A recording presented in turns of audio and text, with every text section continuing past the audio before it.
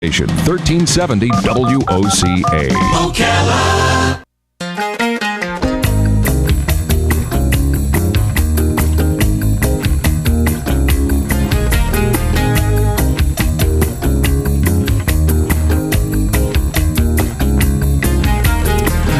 All right, thank you for tuning in this nice-looking Wednesday morning. I hope you're doing well. School started, a week ago, Robin? Yep. A week and 2 days ago in our community, right? And, of course, around the rest of the country, usually it's after Labor Day many times. I know when I was a kid up in New York, it always started about the 6th, 7th, 8th of September, something like that, too. right? It was always you had mixed feelings, didn't you? At this point in the summer, it's like, oh, man, I'm excited. No, I don't want to go back. I was excited. I don't want to go back. Right now, our governor, the governor of the state of Florida, Governor Rick Scott, is in his third, I believe, and final day of a summit that he called with the State Board of Education. They're debating ways to make Florida schools better. The A to F school grading system that we have in the state of Florida for schools, that would be.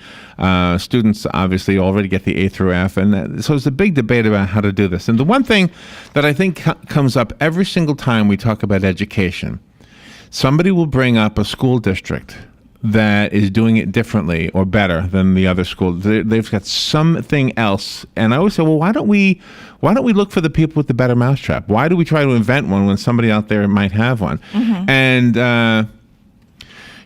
and here's the other part of this whole debate is when you hear about a school that does poorly, you're going to find, inevitably, a student in that school and a teacher in that school that is doing wonderfully. That's right. So it's kind of unfair to the student that somehow knows how to learn, the teacher that knows how to teach, if they happen to be with others who are not doing so well.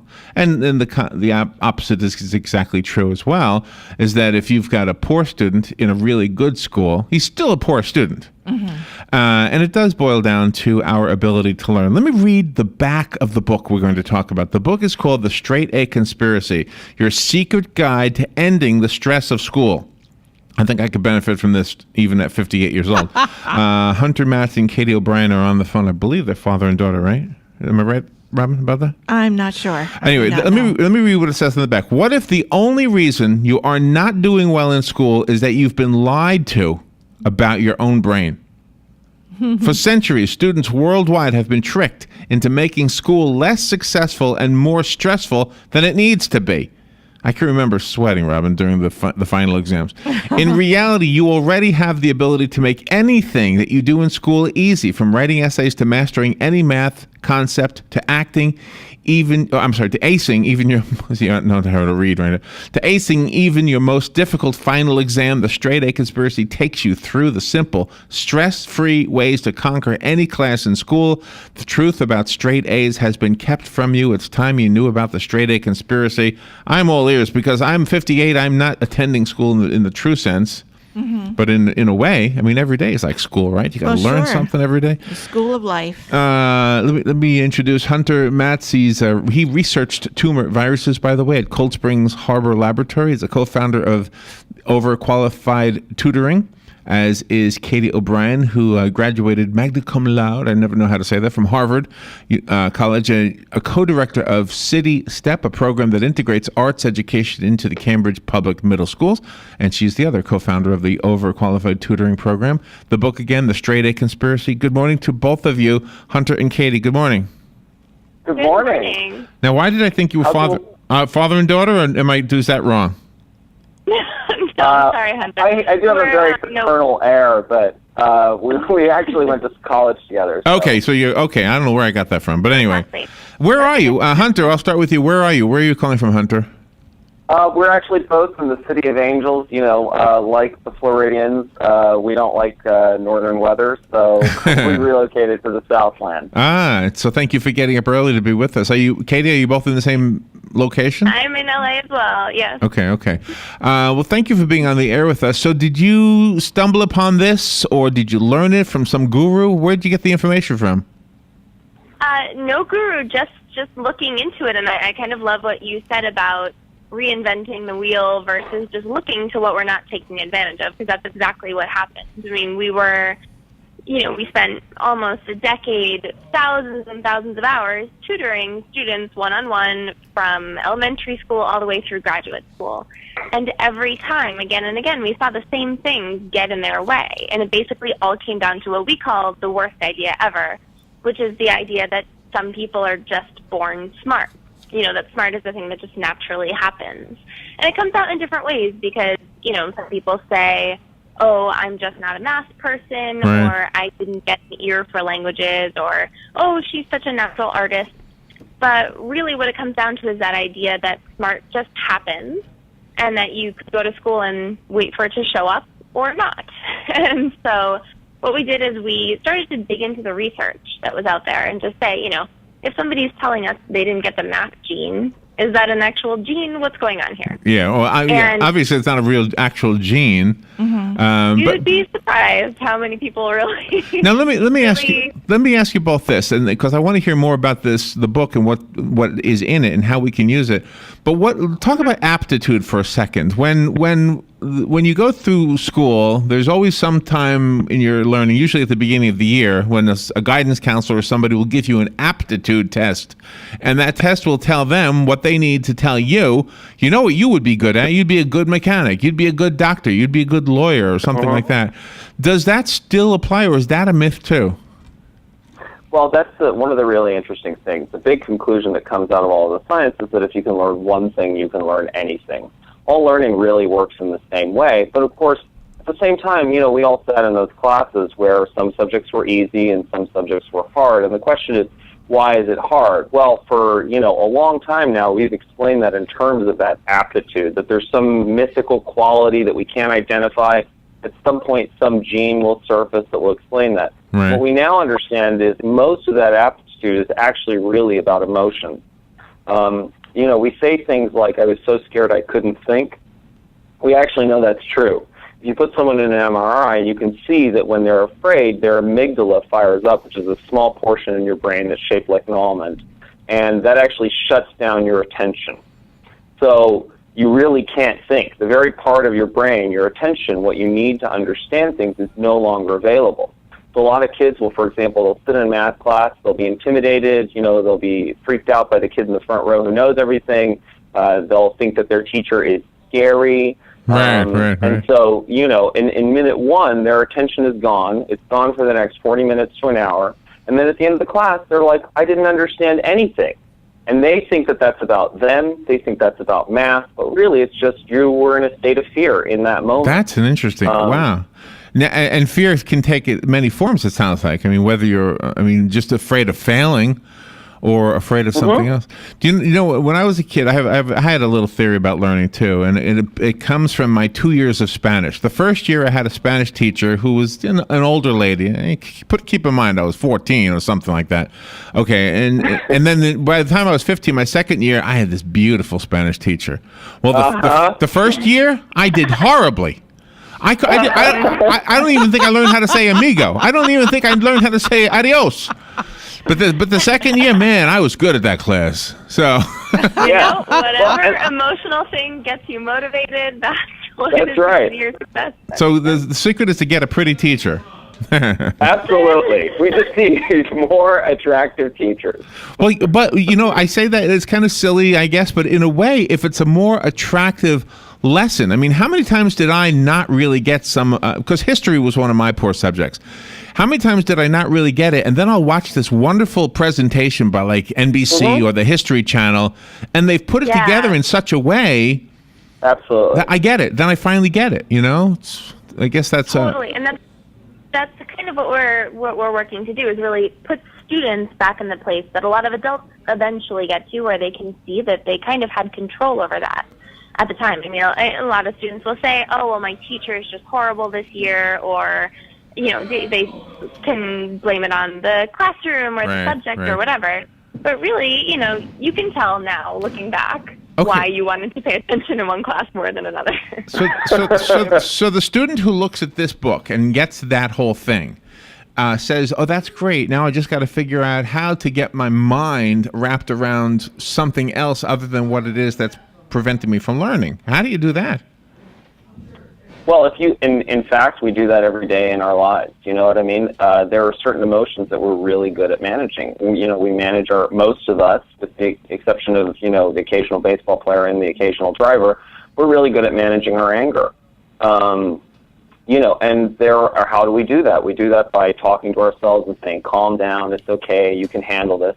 And it's the same thing, you know, if you've got that fear of math, that's just something you need to manage. And also, even though, you know, we're not always lucky to have the most, you know, drop-dead gorgeous teacher, there are ways to make that class attractive to yourself. So, for example, if, you know, there's a college you really want to go to, and you're like, listen, if I do well in this class and I can go to that college, you know, you're making doing well in that attractive for your own reason. Yes, exactly. Oh, yeah, no question about it. That's the carrot on the stick kind of a thing, right?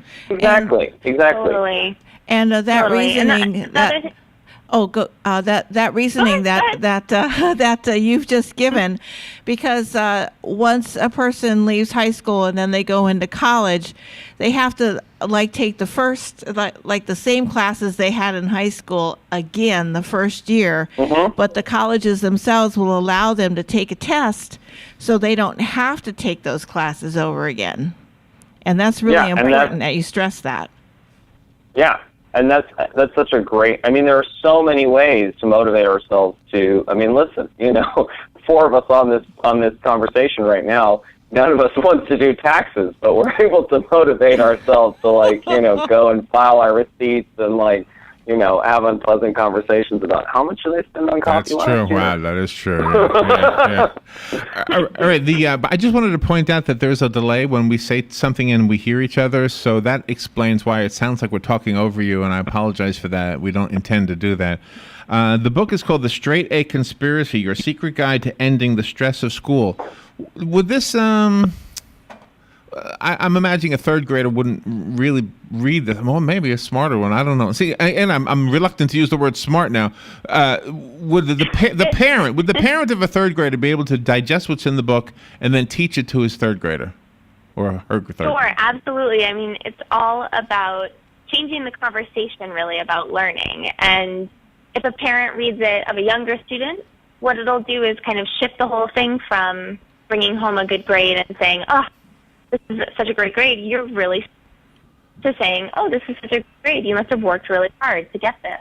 Do you know what? And just those little everyday behaviors, that's what it could do. And then really the book is aimed for, you know, 7th grade through senior year in high school, although really we have adults of all ages read it all the time and tell us that it's, really? You know. Do you know what, one of the things that really was a roadblock for me with learning was when there were a lot of names of people that I couldn't even pronounce mentally. Like when you read the Bible, like if you're studying the Bible and you read some of this things, what the heck is that name? Or you read a story from Czechoslovakia, or even some of Shakespeare's writing. I mean, that was English. I mean, that's not the English. Do you know what I mean? I mean, sometimes it gets in the way, and it's like, oh, I don't even want to be bothered with this. But show me the movie that they made of the Shakespeare story. Okay, I get it. Yeah. Well, that's the interesting thing is that one of the things that we understand about human memory now is human memory is very, very different from computer memory. You know, with the computer, you type in whatever random string of characters and it'll remember it. Humans aren't good at remembering random information. We remember things that are meaningful, right? So things that fit with what we already know, right? So if you're learning about, for example, English history, you know, well, I've known Georges, I've known Henrys, I've known Edwards. It has that familiarity to you. You know, students often the hardest chapter for them, for a lot of American students, is Chinese history, because I mean, you want to talk about unfamiliar names. Oh, you're not kidding, yeah. Yeah, exactly. But so you've got to find ways to make those make sense to you in terms of thinking about, okay, so there's the Ming Dynasty. You know, when I think of Ming, what do I think of? Well, I mean, you know, depending on your background, it might be, you know, Ming the Merciless from Flash Gordon, right? And then you're able to connect it to, oh, okay, so that's how I remember it, right? Or, you know, if you're thinking about the Qing Dynasty, right? What does Qing make me think of? Qing makes me think of the ringing of a bell. right, or something like that. And then you try and figure out, okay, how does that all fit with what I know about what this Ming dynasty is supposed to be about, as opposed to the Qing dynasty. Oh, the Qing dynasty is the last of the dynasties. Oh, it's like a dinner bell. Qing, and they're done. No more dynasties. You know what I mean? See, and I've been pronouncing it dynasty all these years, Robin. Oh, I know. Me too. Boy, did we fail Well, at that. I think they're both acceptable. I mean, I grew up in England, so periodically, Oh, I say things like vitamin and bean and all of that sort of stuff. So, you know. No, that's okay. It's like Caribbean and Caribbean. Everybody always tells me I'm wrong, no matter what I say. Yeah. About people learning differently, you've pointed out something that really people should be aware of. Larry and I have had the opportunity to be with students and adults that have autism. We've gone to the autism school here to speak to the teachers, and each child that's autistic learns the same stuff differently, but they do learn, and so many times that is forgotten with the quote unquote normal students, that sometimes you just can't grasp something one way, and the teachers are incredible at recognizing that, and they try to teach the same thing from a different perspective so all students can get it. Absolutely. Yeah, and that's I mean, exactly what people need to recognize everywhere. And we've all just gotten into this. I mean, even the, quote unquote normal students, we've all gotten into this pattern where, we hear about how geniuses accomplish what they accomplish. Mozart was composing at the age of 5, and Edison invented the light bulb out of thin air. And then that trickles down. We get into the classroom and we see somebody get an answer right away, and we just figure, all right, this isn't for me, because I still don't even know if I'm being asked. Right. This kid already knows it with like lightning speed every time.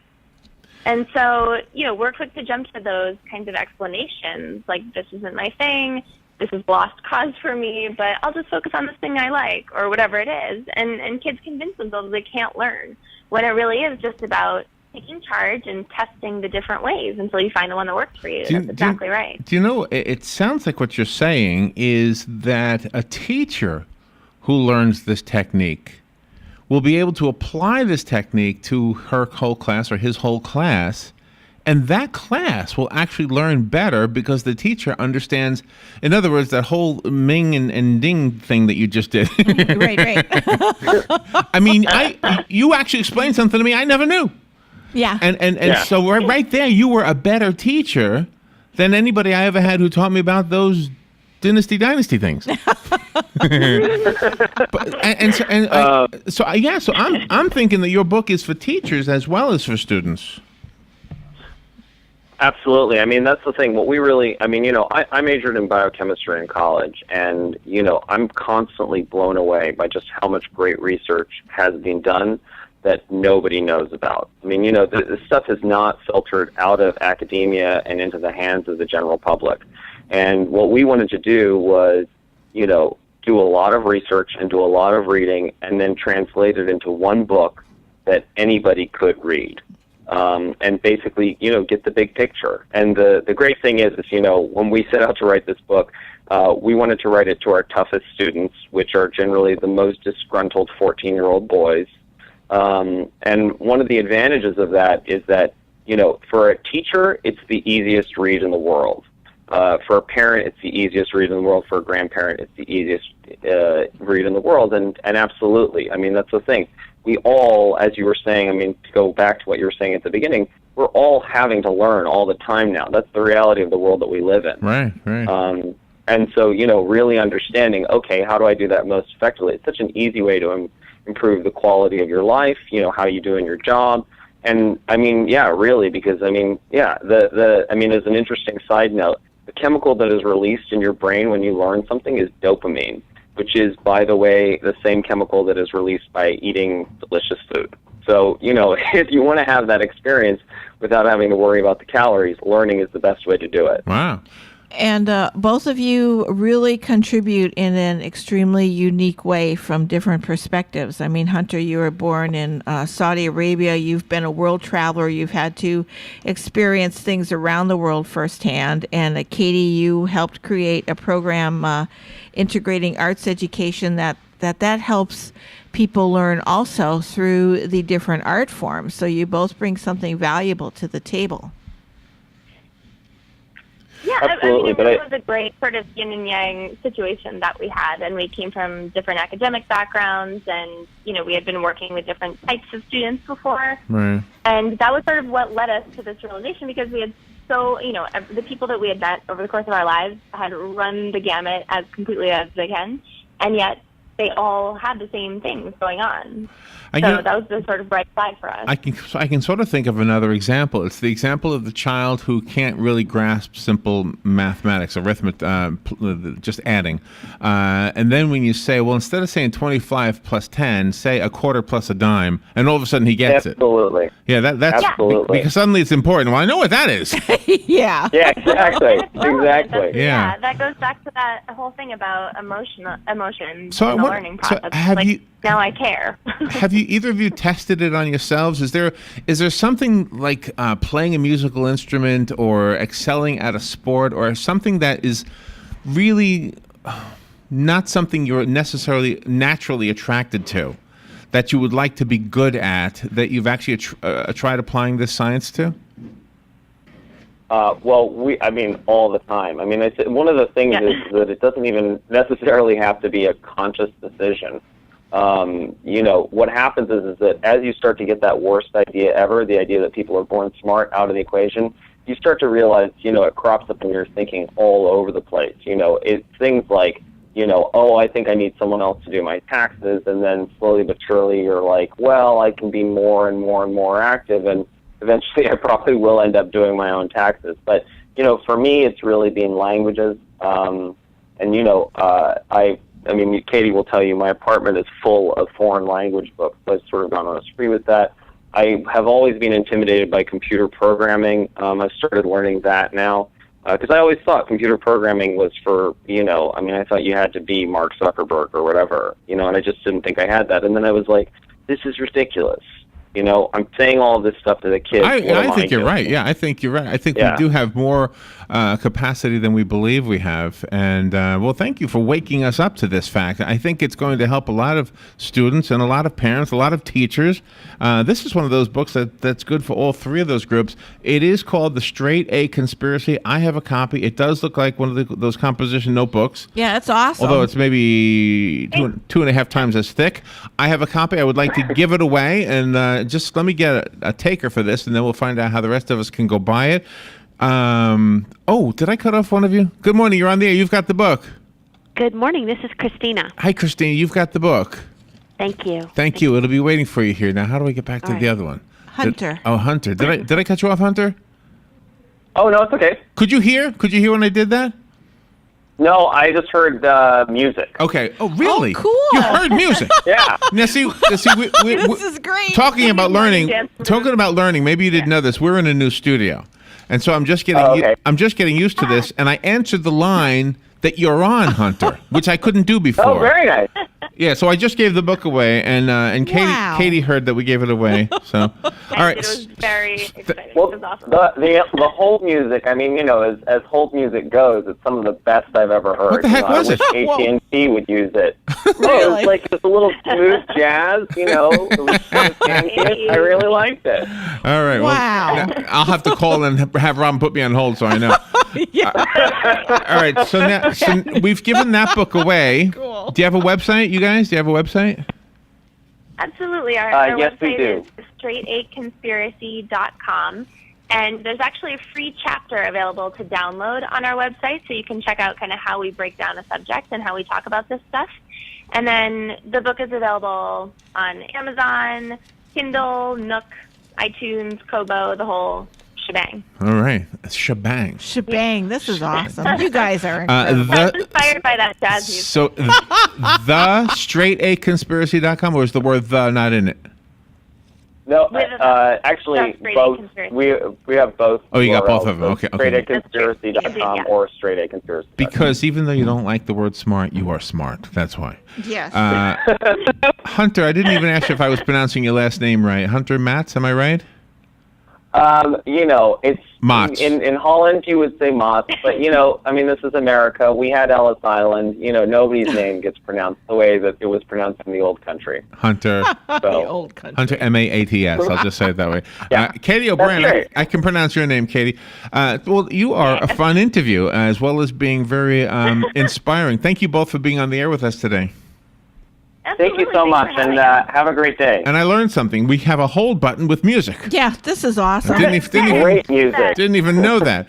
All right, we'll take a little break. We'll be right back. Hurricane season is All right, upon talk to you guys soon. WOCA and Sunbelt Rentals wants you to be prepared. Sunbelt Rentals has the equipment to help, like air nailers, aerial lifts, chainsaws, chippers, and stump grinders. They have light towers, skid steer loaders, and generators, just to name a few. Sometimes you might need a little help cleaning up afterwards. Sunbelt has the equipment you need, like dehumidifiers, pumps, sewer snakes, wet dry vacs, floor dryers, carpet equipment, and more. And right now is the time to get it done, with 2 special offers just for WOCA listeners. If you rent Friday after 3 p.m. and return it Monday before 9 a.m., you will only be charged for 1 day. Plus, just by mentioning WOCA, you get 25% off your rental. You heard right, not 5 or 10, but 25% off your rental just by mentioning that you heard it here on WOCA. But you'd better hurry. This is a limited time offer. Visit Sunbelt today on Highway 27, just half mile east of I-75. Give them a call at 369-9101 or visit them on the web, sunbelt.com. Universal Soil Solutions continues its quest to bring remediation through education to Marion County. Our staff is located in the Paddock Mall Center Court and ready to answer all of your sinkhole questions. Know the facts when it comes to protecting and preserving your structure. Be smart, get educated. Knowledge is only potential power. Take action. Let us educate you so you'll be confident in your decision making. Visit our kiosk and ask us how our business cards can be worth $1,000. We are your sinkhole solution. Universal Soil Solutions, where integrity meets trust. Call 877-519-2777 for additional information. Don't get caught in the dark. Call Tri-County Generators, LLC first at 1-800-622-1957, your authorized Generac dealer. Tri-County Generators are there when you need them with new generators for home standby, commercial, RV, and portable generators. They also service your existing systems. Now is the time to act. Be prepared before you have an emergency. Call Mike Gant today at 1-800-622-1957. That's 1-800-622-1957 for Tri-County Generators. Ugh, What wrong? need wood for fire. I go get. I got wood for fire. What takes so long? Had to use restroom. Someone not refill toilet paper. My bad. You wash hands? Of course. What caveman you take me for? You know, Dan, people who save money by switching to Mike's Got Plumbing sure are happy. Well, Brittany, how happy are they? Happier than a caveman with indoor plumbing. Yep. Get happy. Get Mike Scott Plumbing. If water runs through it, we do it. 237-2888. Hi, this is Brad. I want to take a moment to talk about a serious issue. In the next 5 years, the aviation industry is projected to have a shortage of commercial pilots. Now is the time to start training. Ocala Flying Club has started a scholarship for the youth of Marion County ages 17 to 24. The club will donate up to $4,000 towards a pilot's license. This will help get the student on their way to obtaining their commercial pilot license. If this sounds like something you would be